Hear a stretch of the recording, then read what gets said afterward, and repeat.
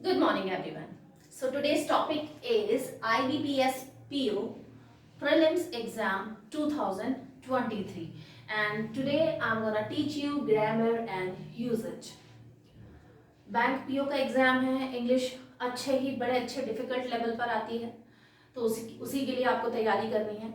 I have selected some sentences, some questions from the previous year question paper तो मिलता नहीं है आपको. मेमोरी बेस पे जो क्वेश्चंस तैयार होते हैं उनमें से कुछ questions I have taken from your for your preparation, right. So IBPS PO के जो भी एस्पिरेंट्स हैं, तैयारी कर रहे हैं, उनके लिए ग्रामर एंड यूजेज उसे समझना बड़ा इम्पॉर्टेंट है. ठीक है. सो इस क्वेश्चन के through he I am gonna teach you कि किस तरह का ग्रामर आएगा, उसके यूसेज क्या होंगे. अच्छा, ग्रामर में सिर्फ ग्रामर नहीं देखते हैं, ग्रामर के साथ साथ सेंटेंस का मीनिंग क्या है, क्या वो सेंटेंस मीनिंगफुल है. We should understand the meaning of the sentence as well. बिना मीनिंग समझे ग्रामर, कई बारी ग्रामर के जो वर्ड हैं इधर उधर हो जाते हैं, उनका एक मीनिंगफुल ग्रामर का जो सेंटेंस है उसका एक मीनिंग निकलना चाहिए, तभी वो यूजफुल है, तभी वो फ्रूटफुल है.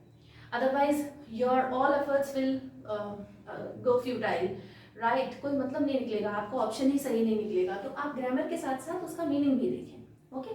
सो फर्स्ट क्वेश्चन से स्टार्ट करते हैं. Let's get started. I am reading this first question for you.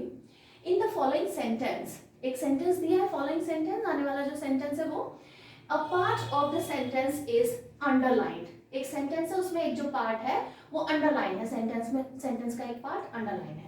Below are given alternatives to the underlined part. Choose the correct alternative. Underlined part जो है वो है आपका their cheek with jal, right. cheek with jal, cheek with jal basically एक idiom है. ठीक है. cheek with jal, cheek मतलब ये जो फेस पे जो हिस्सा होता है cheek, right. so that is this part is known as cheek and jal the below, jaw line के बिलो जो पार्ट होता है. तो चीक और जाल बहुत ही कम डिस्टेंस होता है. चीक there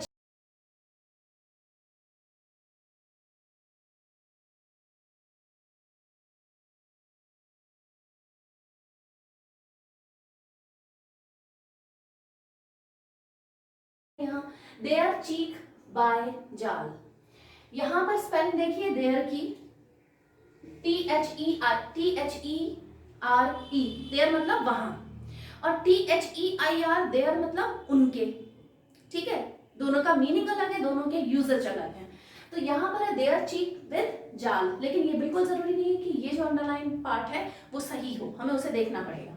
so there cheek by जाल, चीक बाय जाल एक इडियम होता है, लेकिन यहाँ देयर नहीं आएगा. ठीक है. इडियम चीक बाय जाल होता है, देयर वहां पर देयर नहीं आएगा, उनके चीक बाय जाल नहीं आएगा. क्यों नहीं आएगा? वापस से ग्रामर के साथ सेंस देखिए, मीनिंग देखिए सेंटेंस का. सेंटेंस क्या कहता है उसका मीनिंग समझे बिना आप ग्रामर नहीं देख सकते.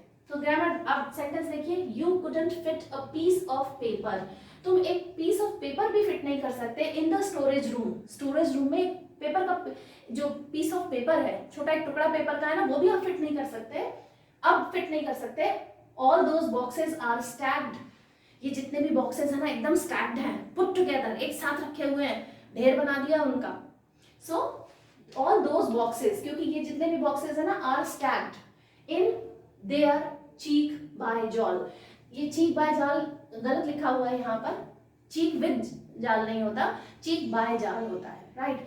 और THERE देयर आएगा वहां, THEIR देयर नहीं होगा, राइट. सो यहाँ देयर लिखा हुआ है, ये नहीं आएगा क्योंकि यहाँ पर THEIR. वो जो पीस ऑफ पेपर्स है या बॉक्सेस है उनका चीक थोड़ी है, ये एक इडियम यूज होता है. और इसके लिए THERE देयर मतलब स्टोर रूम में, वहां पर चीक बाय जाल. ठीक है. देयर चीक विद जॉलिंग इडियम ही नहीं होता. देन देयर चीक बाय जाल, देयर चीक बाय जाल का एक इडियम है चीक बाय जाल. इसका मतलब होता है when two things are close to each other. जब दो चीजों की बात करते हैं तो each other बोलते हैं, जब दो से ज्यादा की बात करते हैं, साथ की कोई बात करते हैं तो one another होता है. ठीक है. So when two things are close to each other, right. There cheek with jowl, cheek with जाल तो होता ही नहीं है, और देयर चीक विद जाल गलत है। नो इम्प्रूवमेंट, नो इम्प्रूवमेंट भी गलत होगा क्योंकि इम्प्रूवमेंट तो यहाँ है, ये आएगा देयर चीक बाय जाल। देयर सही लिखा है, चीक सही लिखा है, जाल सही लिखा है, विद की जगह आएगा बाय, राइट।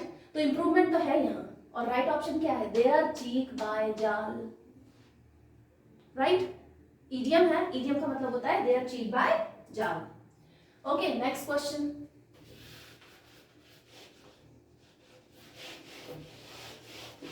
सेंटेंस के इंप्रूवमेंट, ग्रामर चैट में ग्रामर के यूजेज, ग्रामर के जो यूजेज होंगे, ग्रामर यूजेज इसी तरीके से पूछेगा वो आपसे। सेंटेंस बैंक पीओ में बिना ग्रामर समझे, बिना सेंस समझे, अच्छी वोकेबुलरी का प्रैक्टिस किए बिना क्वेश्चन अटेम्प्ट नहीं कर सकते आप। आपको बहुत अच्छे वर्ड्स चाहिए होंगे। Next question I am writing down. Select the most appropriate sentence. Select the most appropriate.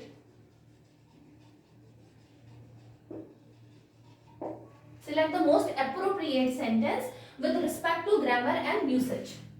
Appropriate sentence with respect,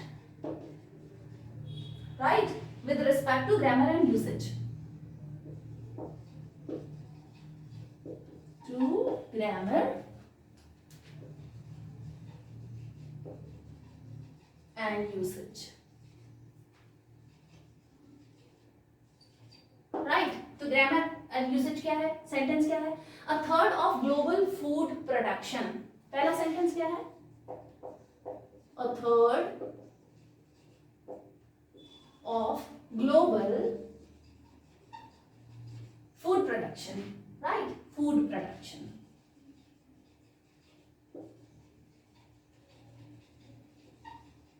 A third of global food production will at risk, will at risk, will at risk by the end of the century, by the end of the century. ठीक है, by the end of the century. And then okay, if greenhouse gas emissions, if greenhouse gas emission continue to rise. Okay, if greenhouse gas emission, if greenhouse gas emission continue to rise, continue to rise, ठीक है। इसका मतलब क्या है? A third of global food production will at risk by the end of the century. मतलब जो food production है, a third of global food production, global पूरा वर्ल्ड का जो food production है वो at risk आ जाएगा, वो risk में पड़ जाएगा। क्यों? अगर greenhouse gas emission, emission मतलब रिलीज, राइट? गैस, जो गैसेस रिलीज हो रही हैं, so that is greenhouse gas emission continue to rise. अगर ये greenhouse gas emission continues लगातार बढ़ता गया, ये जो ग्रीन हाउस की जो रिलीज हो रही हैं ये अगर कंटिन्यूस बढ़ता चला गया तो a third of global food production will at risk. सही है सेंटेंस? दिस सेंटेंस यहीं पर गड़बड़ा रही है। A third of global food production, a third या फिर वन थर्ड, आपने क्या सुना हुआ है अपनी बोलचाल की भाषा में? लुक, ग्रामर चेक करते हुए बहुत सारी जगहों पर तो आप जो यूज कर रहे हो जिस तरह के सेंटेंसेस, अगर एक बार ध्यान से शांत मन से सोच लेंगे तो ही समझ में आ जाएगा, क्लिक हो जाएगा तुरंत। A third of global food production, one third, one third बोलते हैं, अ थर्ड बोलते हैं, वन थर्ड ना, वन थर्ड ऑफ, यही है गलती और ये सेंटेंस गलत है, राइट? दूसरा sentence, This is corals are tiny animals. Corals, okay? Corals are tiny animals. ठीक है? Corals are tiny animals that have mouths, that have mouths, है ना? That have mouths surrounded by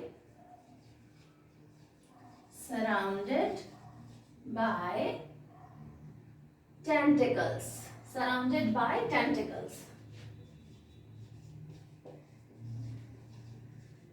ठीक है? Surrounded by tentacles for capturing food. For capturing food, right?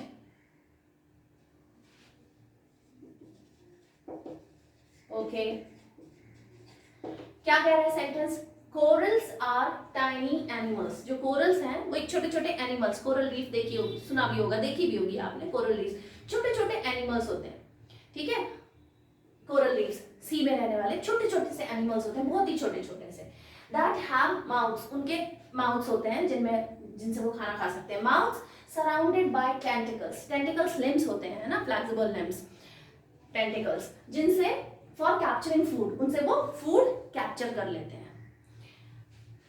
Sentence के meaning में दिक्कत नहीं आ रही है? सेंटेंस क्या कह रहा है? Corals are tiny animals that have mouths surrounded by tentacles for capturing food. Corals जो होते हैं वो छोटे छोटे एनिमल्स होते हैं जिनके माउथ्स होते हैं सराउंडेड बाय टेंटिकल्स. जो माउथ्स होते हैं वो टेंटिकल से सराउंडेड होते हैं, घिरे हुए रहते हैं. और किस लिए घिरे हुए रहते हैं? ताकि वो फूड को कैप्चर कर पाए. कोई मिस्टेक दिखाई दे रही है मीनिंग में या ग्रामर में? चलिए, I am just leaving this sentence for you and I'm going to explain sentence number 3. At last we will discuss this sentence. ठीक है? So sentence number 3 जो है that is okay, sunflower see stars. ये थोड़ा सा confusing है, ध्यान दीजिएगा इसमें. sunflower, okay, see stars. See stars. Sunflower see stars. Bank PO में आपको ऐसे वर्ड्स, इस तरह की नॉलेज जरूर मिलेगी जिनसे आप कंफ्यूज होंगे. यहाँ कह रहा है सनफ्लावर सी स्टार्स. ठीक है? ये एक सी स्पीशीज है. ठीक है? सी में रहने वाली एक स्पीशीज है ये. सनफ्लावर सी स्टार्स इसका नाम है ये. ठीक है? can grow as big, can grow as big, can grow as big as a bicycle, as a bicycle, as a bicycle, as a bicycle wheel, and have about 20 legs. And have about 20 legs. ठीक है? ये sentence है. Sentence है sunflower see stars can grows. यहाँ grow नहीं है, grows है. Can grows as big as bicycle wheel and have about 20 legs. तो एक स्पीशीज है, sea species, sunflower see stars उसका नाम है. Sunflower sea stars can grows. इस पार्ट में गलती ढूंढने की कोशिश कीजिए. कैन ग्रोज, कैन एक मॉडल है, राइट? मॉडल के साथ में हम लोग इस तरीके से बात नहीं करते जैसे वो सिंगुलर और प्लूरल वाले टेंसेस जो हम बना रहे हैं उसमें आई हैव टॉट यू कि सिंगुलर के साथ में ये हेल्पिंग वर्ब आएगा, प्लूरल के साथ में ये हेल्पिंग वर्ब आएगा. I can drive a car, we can drive a car. ठीक है? आई और वी दोनों के साथ में कैन आ रहा है. She can drive a car, he can drive a car, he she दोनों के साथ में कैन आ रहा है. यहां पर हम शी कैन ड्राइव्स और आई कैन ड्राइव ऐसे नहीं बोलेंगे, राइट? सो यहां पर कैन ग्रोज लिखा हुआ है, ये एस ही हैज की प्रॉब्लम. और ये सेंटेंस इस एस के, अगर ये कैन ग्रो होता तो सेंटेंस एब्सोल्युटली करेक्ट था, कोई दिक्कत नहीं थी, लेकिन यहाँ कैन ग्रोज है, इसीलिए ये सेंटेंस गलत है, ग्रामेटिकली गलत है। सेंस ठीक दे रहा है लेकिन ग्रामेटिकली सेंटेंस गलत है।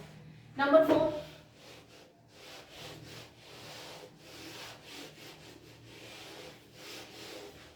फोर्थ नंबर क्वेश्चन है,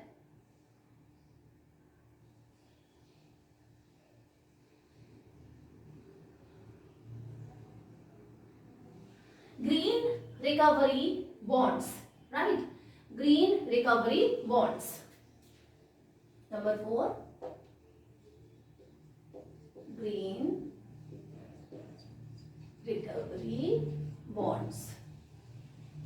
ठीक है, अब ये ग्रीन रिकवरी बॉन्ड्स, ये क्या चीज आई सामने? ये बॉन्ड्स हैं, ठीक है, जैसे ये ग्रीन रिकवरी बॉन्ड्स हैं। बॉन्ड जो डेट सिक्योरिटी के लिए बनाते हैं, और भी चीजों के लिए काम आ सकते हैं। बॉन्ड बनाया जाता है ना, ट्रेड में यूजुअली हम बॉन्ड यूज करते हैं, इकोनॉमिक एक्टिविटीज में हम बॉन्ड यूज करते हैं, right? So green recovery bonds, right, would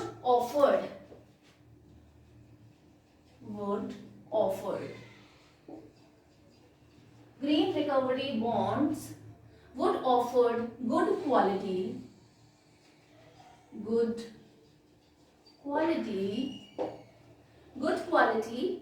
jobs for younger generations. Good quality jobs for younger generations.